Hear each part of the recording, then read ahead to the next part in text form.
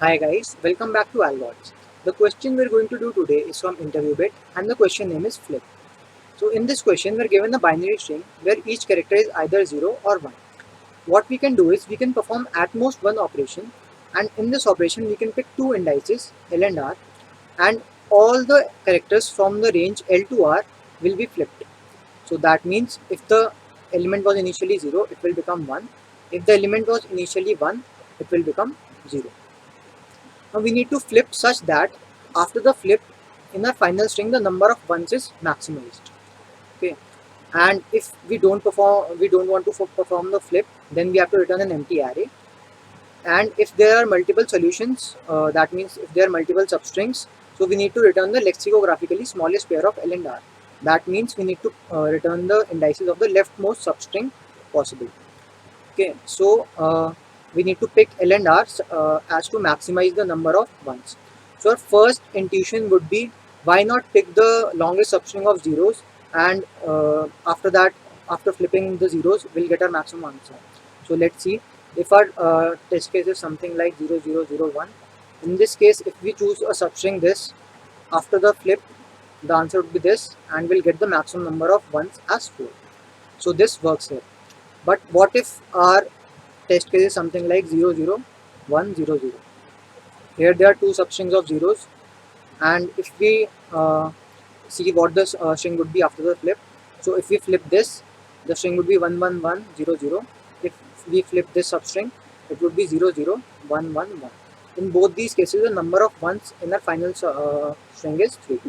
But what if we choose the whole string and flip it?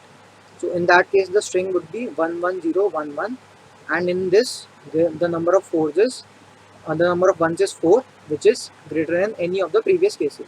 So it is not necessary for us to only include zeros in our substring. We can include both zeros and ones. So let's see how we have to choose the L and R. Now we need to pick the substring such that our substring, the number of zeros in our substring is maximum, and the number of ones in our substring is minimum.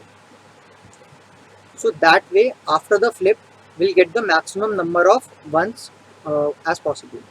Okay, so if we represent it mathematically, the count of 0 minus count of 1 should be maximum in the substring we're choosing. Okay, so if we look at this case, now here if we see this particular substring, so here it contains 4 zeros and 1 ones, which is more than any other possible substring for this particular example. So we'll select this substring, and after the flip the string would become 0 1 1 1 1 1 1 1, sorry 0, and this would be 1. So it contains 7 ones, which is the maximum possible. So we need to return the indices of this particular substring. So the indices would be, this is a 0 index string, but in the question they have considered 1 index string. So the indices would be 3 plus 1 and 7 plus 1. So 4 and 8 would be the answer for this particular test case. So let's see what our algorithm for this should be. First we need to find the case where no flip is required. So no flip is required. So that case would be if already all the characters in the string are 1. So there is no need to flip, as there are the maximum number of characters already there. So in that case, we have to return an empty vector. So we'll check whether the count of zeros, and if the count of 0 is 1, count of 0 is 0, in that case we'll return an empty vector. Otherwise, that if at least there is 1 0 possible, 1 0 present in the string, then there will be an answer. So let's see the algorithm. What would that be? Now it will be a Kadans type of algorithm, in which we'll be keeping the count as the counts of as the number of ones minus number of zeros minus number of ones in the current string.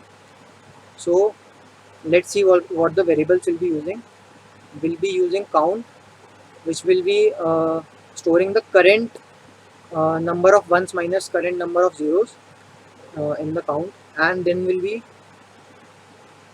be needing max count, which will be storing the maximum value of this for the substring we're going to choose, and we'll be needing L and R, the starting and ending indices of the substring of the substring we're going to choose, and we'll need a variable LTemp that will be storing the starting index of the current substring. So we'll see how these variables are, how we're working with these variables when we try on the example. So let's see the algorithm. So if we encounter 1, we'll increment count.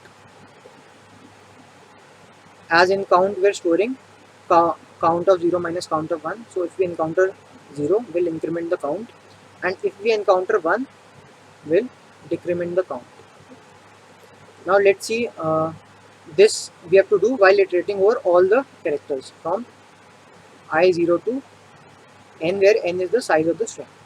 Okay, so if we the next condition we encounter is if our count becomes greater than max count.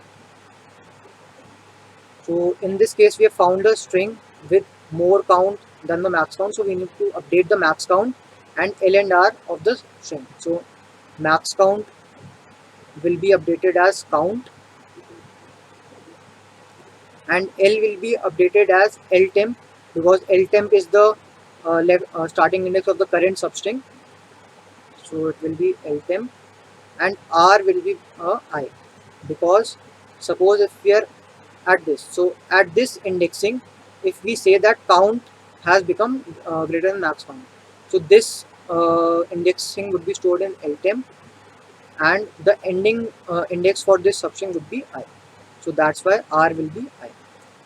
Now the next condition will check if our count becomes less than 0 at any point. That means the number of ones in our count has exceeded the number of zeros.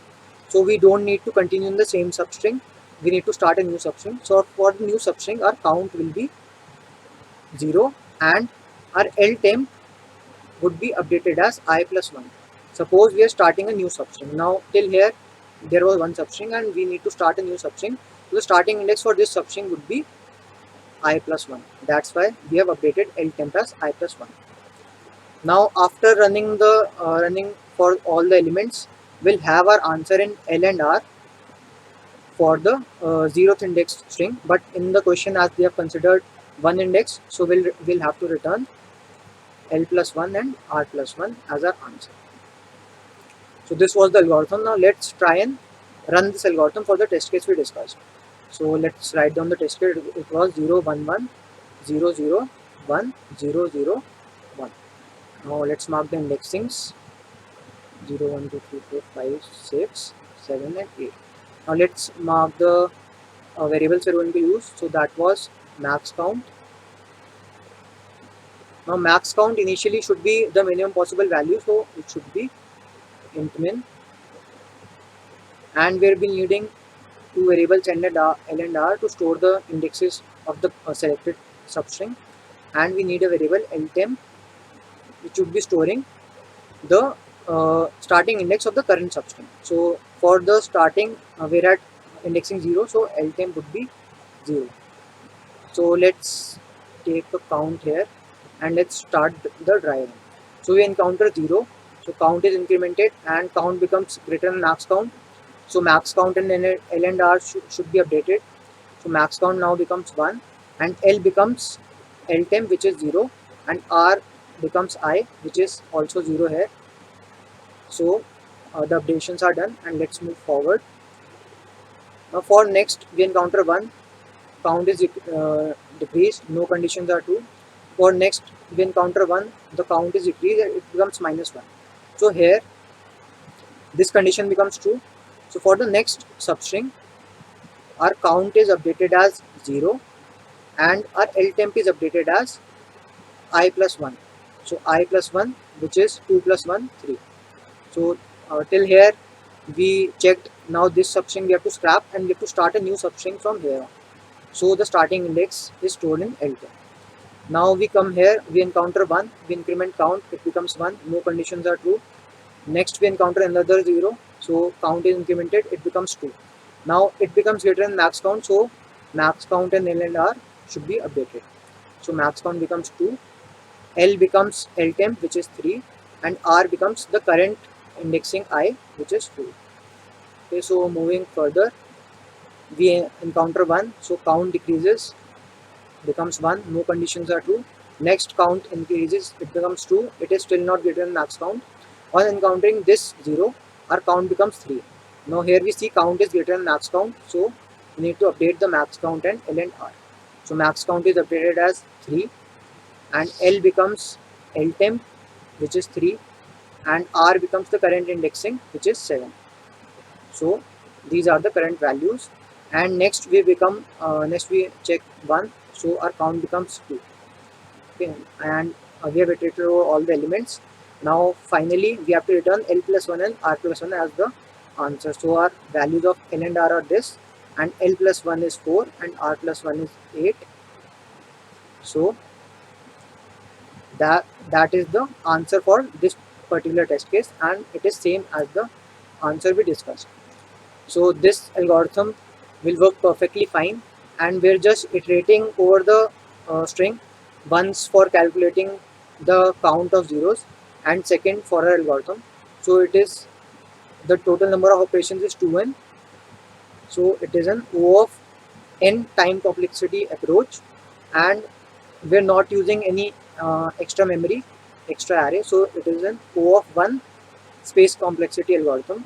So this algorithm will work perfectly fine in O of n time complexity and O of 1 space complexity. So I hope you all got this algorithm, and do stay tuned to us. If you like the video, please share, and please try this question and tell us your experience in the comment section, and we'll be seeing you in our next videos. Thank you. Subscribe to Algots.